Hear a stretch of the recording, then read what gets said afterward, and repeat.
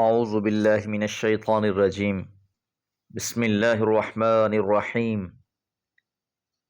ومن آیاته الجواری فی البحر کالأعلام ان یشأ یسکن الریح فیظللن رواکد علی ظہره ان فی ذلک لآیات لکل صبار شکور او یوبقہن بما کسبوا ویعفو عن کثیر وَيَعْلَمَ الَّذِينَ يُجَادِلُونَ فِي آيَاتِنَا مَا لَهُم مِّن مَّحِيصٍ فَمَا أُوتِيتُم مِّن شَيْءٍ فَمَتَاعُ الْحَيَاةِ الدُّنْيَا وَمَا عِندَ اللَّهِ خَيْرٌ وَأَبْقَىٰ لِلَّذِينَ آمَنُوا وَعَلَىٰ رَبِّهِمْ يَتَوَكَّلُونَ۔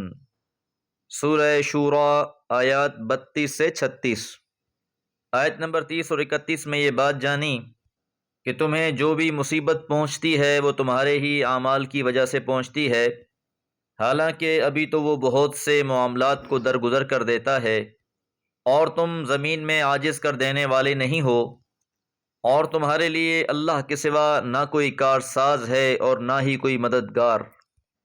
وَمِنْ آیَاتِهِ، اور اللہ کی نشانیوں میں سے، الجواری جہاز، جاریہ کی جمع جوار، بحری جہازوں کے لیے لفظ استعمال ہوتا ہے، فی البحر سمندر میں، کالاعلام پہاڑوں کی مانند، کہ اللہ تعالیٰ کی عجائب قدرت میں سے ایک یہ بھی نظارہ ہے کہ پہاڑوں کی مانند بلند و بالا بھاری بھرکم جہاز سمندر میں تیر رہے ہوتے ہیں، اللہ ہی کے حکم سے ان کا چلنا ہے اور رکنا ہے۔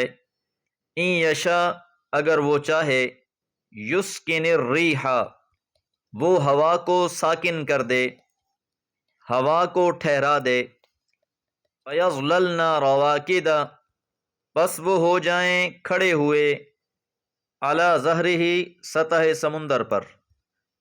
اگرچہ بات کو زمانے کے لحاظ سے سمجھایا گیا ہے کہ عمومی طور پر یہ جہاز بادبانی جہاز ہوا کرتے تھے جو ہواؤں کے زور سے چلتے تھے۔ اگر اللہ تعالیٰ ہوا ہی کو روک دے تو یہ سمندر کے درمیان میں ہی سطح سمندر پر کھڑے رہیں۔ اسی طرح اس ترقی کے دور میں بھی انسان نے جہازوں کو اسٹیم، بجلی اور ایٹم کے کنٹرول سے چلایا، لیکن ان میں سے بھی کئی بڑے بڑے جہاز خراب ہو جاتے ہیں، ٹھہر جاتے ہیں، تباہ ہو جاتے ہیں۔ یہ سب اللہ کے امر کے پابند ہیں۔ اشارہ ہے انسان کی زندگی کی طرف کہ انسان بھی دنیا کی کامیابیوں میں مگن ہو جاتا ہے، بھول جاتا ہے کہ اس کی سمت کیا تھی، اس کا مقصود حیات کیا تھا، مقصد حیات کیا تھا، اور پھر اس کی سانسوں کی ہوا رک جاتی ہے۔ ان فی ذالک، بلا شبہ اس میں، لآیات، نشانیاں ہیں، لکل صبار، ہر ایک صبر کرنے والے، شکور اور شکر کرنے والے کے لیے۔ او یوبقہن، اس جملے کا عطف ان یشاء یسکن الریح فیظللن رواکد علی ظہری پر ہے کہ ہوائیں رک جائیں، ہواؤں کے رکنے سے یہ پہاڑ نما جہاز سطح سمندر پر کھڑے رہ جائیں، یا اللہ تعالیٰ ان کو تباہ کر دے۔ اور اس تباہی کی وجہ بھی بیان کی جا رہی ہے، بما کسبوا، بسبب جو انہوں نے عمل کیے، کہ ان کے اعمال کی پاداش میں ان کے جہازوں کو تباہ کر دیا جائے، تو یہ سارے اختیارات اللہ تعالیٰ کے ہی ہیں۔ وَيَعْفُو عَنْ كَثِيرٍ، حالانکہ وہ بہت سوں سے درگزر فرماتا ہے۔ وَيَعْلَمَ الَّذِينَ، اور تاکہ جان لیں وہ لوگ جو یجادلون فی آیاتنا، کٹ حجتی کرتے ہیں ہماری آیات میں، ما لہم من محیص، ان کے لیے کوئی بھاگنے کی جگہ نہیں ہوگی۔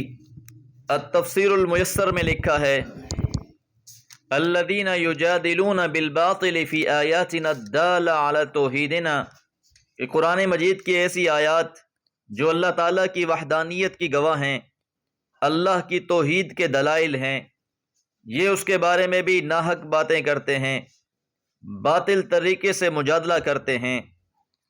فما اوتیتم من شیء، پس جو کچھ بھی تمہیں دیا گیا ہے، فمتاع الحیات الدنیا، یہ دنیا کا ساز و سامان ہے۔ انسان کی جتنی بھی کوشش ہے، جمع کر لے جتنا جمع کرنا ہے، کما لے جتنا کمانا ہے، اعلیٰ سے اعلیٰ کو بھی حاصل کر لے، پر یہ متاع دنیا ہے، یہاں سے لے کر آگے کچھ نہیں جائے گا۔ محلات بنا لے، جائیداد اور کوٹھیاں بنا لے، بینک بیلنس پر اترا لے، روح کی پرواز کرتے ہی اس کا کچھ نہیں رہے گا۔ یہ متاع دنیا ہے، دنیا میں ہی رہ جائے گی۔ دنیا پر حکمرانی کرنے والے بھی خالی ہاتھ گئے، لیکن اس کے مقابلے میں جو آخرت کی فکر کرنے والے ہیں، وما عند اللہ، اور جو اللہ کے پاس ہے، خیر، بہتر ہے، وابقا، اور باقی رہنے والا ہے۔ جو اللہ کے پاس ہے وہ متاع نہیں ہے، وہ حقیقی ہے، وہ عارضی نہیں، وہ ابدی ہے۔ نہ اس کے کھونے کا ڈر، نہ ہی پرانے اور بے مزہ ہونے کا خوف۔ اب یہ ہوگا کن کے لیے؟ للذین آمنوا، ان لوگوں کے لیے جو ایمان لائے، وعلی ربہم، اور وہ اپنے رب پر، یتوکلون، توکل کرنے والے ہیں، جن کی آس اور امید رب ہے، جن کا توکل اور یقین اللہ ہے، جن کا مسجود و معبود اللہ ہے، جن کا خوف بھی اللہ سے، جن کی امید بھی اللہ، وہی لوگ توکل کرنے والے ہیں۔ دعا ہے اللہ تعالی ہمیں ان خوش نصیبوں میں سے بنا دے۔ وما علیہ الا البلاغ۔